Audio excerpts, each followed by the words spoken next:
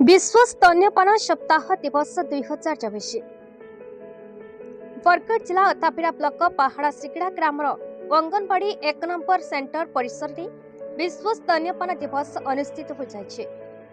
उक्त कार्यक्रम में अतापिरा ब्लॉक महिला और शिशु विकास विभाग अध्यक्षा श्रीमती उर्मिला परिड़ा महोदया मुख्य अतिथि रूपे जोग देते।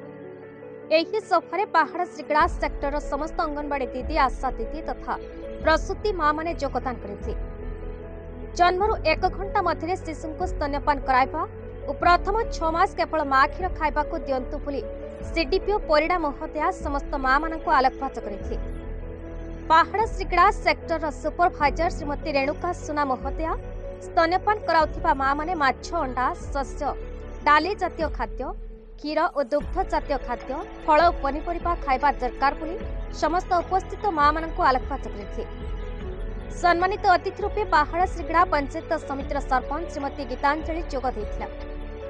उक्त कार्यक्रम में सेक्टर समस्त अंगनवाड़ी दीदी माने विभिन्न प्रकार डाली जातीय खाद्य, दुग्ध जातीय खाद्य और पनीपरिबा तथा पुष्टिकर खाद्य उपस्थित माँ मानक आगे प्रदर्शन करथिले।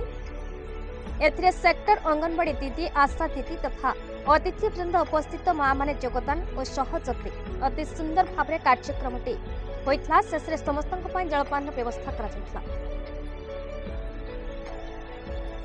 बदु समस्त पैसा देनो आपण मानसु जे होजी विश्व स्तन्यपान सप्ताह आमे काई पालन करछु कोन साई करछु तो 1 रु 7 सब वर्ष अगस्त मास रे आमे पालन करछु। इने तो मां माने अछन कि विश्व स्तन्यपान सप्ताह पालन करबार उद्देश्य हला जे सब छुआ माने जे मां क्षीररु वंचित नाही होय।